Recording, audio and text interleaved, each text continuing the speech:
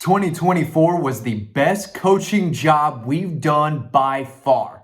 100%. That's what Kirby Smart told CBS analyst Josh Pate during an interview a few days ago now. And I know that quote right there is going to trigger a lot of Georgia fans, probably for a number of different reasons. But we're going to dive into it. We're going to talk about it and explain why Kirby Smart is either wrong or right. Now, I think if you're a Georgia fan, you're probably thinking first off, okay, Kirby Smart's just taking up for his buddy, right? He's just taking up for Mike Bobo because most of you, if not all of you watching that, you're done with Mike Bobo. He's the worst. Everything is his fault. He's the punching bag. And so when you hear Kirby Smart say, hey, this is the best coaching job we've ever done, that sounds crazy to a lot of people. And I'll be honest, I'm not fully buying that comment, right? I'll buy it on clearance because I know what he's about to talk about, right? The quotes ahead that I'm going to talk about in just a second. But I'm not buying this at full price because I somewhat agree with what he says. But other points, I'm like, no, dude, now you're just making excuses for the fact that your team lost 3 games and had an ugly season. I know they won an SEC title, but it was still an ugly, frustrating season, throughout the entire fall, right? But here's what he had to say after it. He said, quote, "We were not as good as we have been in previous years, and we had twice the schedule. To the naysayers, the onlookers, and to the people that don't know, I respect your opinion, but I know football." This is still Kirby Smart talking. It ain't me. These are Kirby Smart's quotes to, of course, CBS's Josh Pate. And so, quote, "I know the level of schedule we had to play and the roster we had to do it with and the injuries we had." I'll talk about that in just a second. By far and away, the best job that our staff and organization has done. Easily. To go through the gauntlet we went through and to get into the SEC championship game itself was a big accomplishment. Then we were able to win it. Then we went on to play a really good Notre Dame team and didn't play our best. And he had some more quotes I'm going to talk about in a minute, but I want to stop right there because for him to say, we weren't as good as we were in the previous years, right? That's on the coaches, right? It's their job to build the most talented, best roster possible. And if we're being honest, they have dropped in talent each of the last 4 years. They were not as talented in 2022 as they were in 2021. I know in 22 they probably had the better season, right? They were 15-0 and they went undefeated.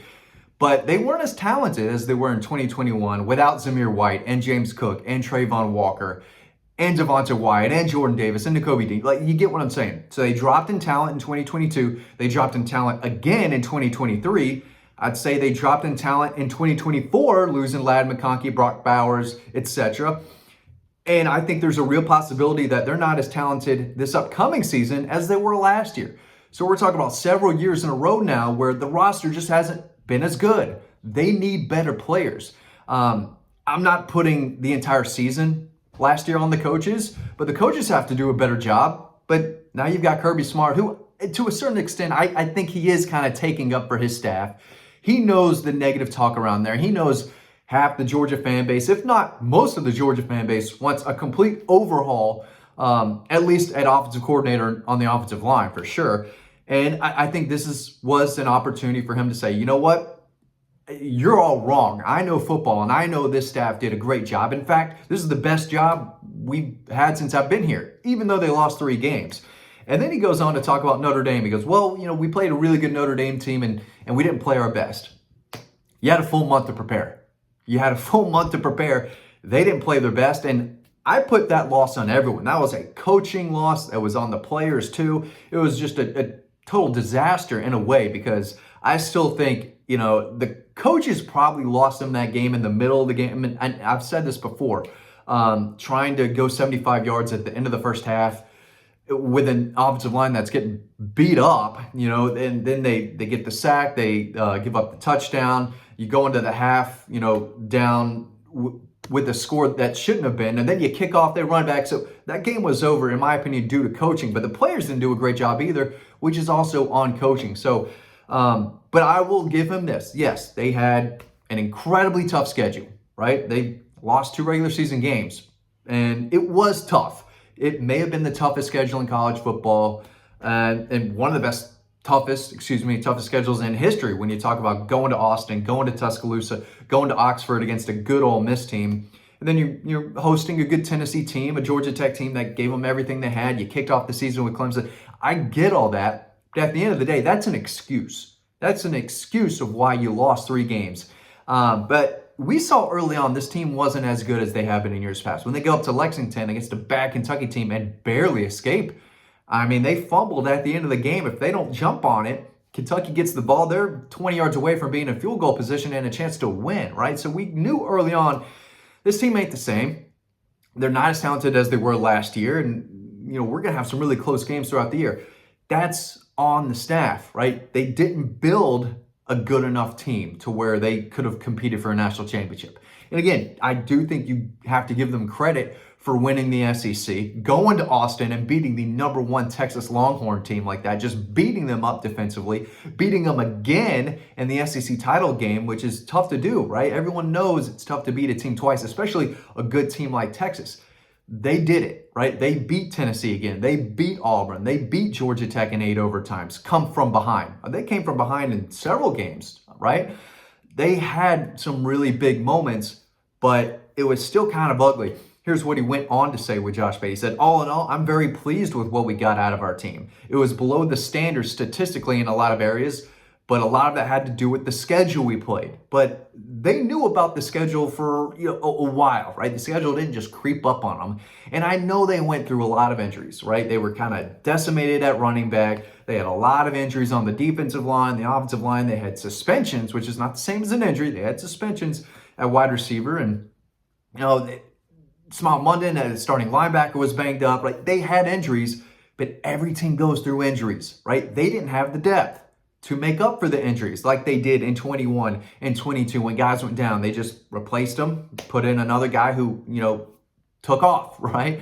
They had depth, and depth won. They had depth in the trenches, too, in those 2 seasons. Something that's kind of, they've been lacking the last couple of years, right? I say lacking. It wasn't bad. It just wasn't the standard, and it wasn't the same roster and the same guys in the trenches that they had in 21 and 22. And again, that's on the coaches.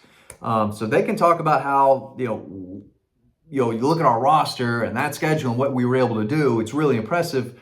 At the same time, you still lost 2 games in the regular season and had a chance. You had a bye. You were still in a position to have a special season, but you had to win another tough game against a good team, and they weren't able to do it because of the coaching, and the players didn't do their job either.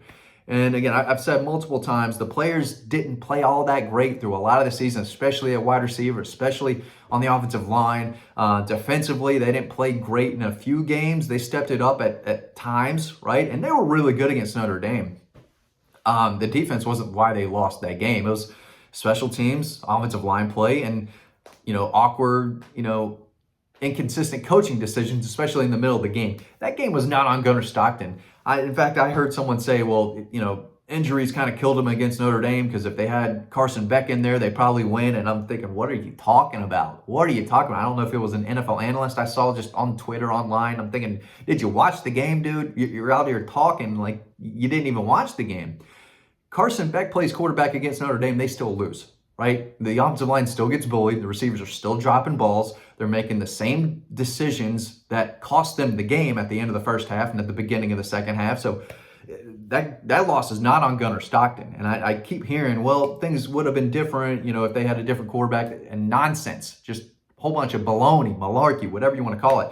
But Kirby Smart is perfectly happy with what his coaches did last year. And I know if you're a Georgia fan, or most Georgia fans are thinking, what are you talking about, Kirby? You're just backing up your boys, right? You're coming to save face for Mike and Stacy and the rest of the staff. At the end of the day, they lost 3 games, right? A bad one at Alabama, where they tried to fight back, but it was a little too late, right? You can't go down 28-0 and expect to come back. So it was a tough loss against an Alabama team that lost to Vanderbilt. That was not a good Alabama team. They missed the playoff, right? So in the moment, at the time, you'll say, okay, well, they fought hard. They lost at the end to a really good Alabama team. Turns out they weren't all that great.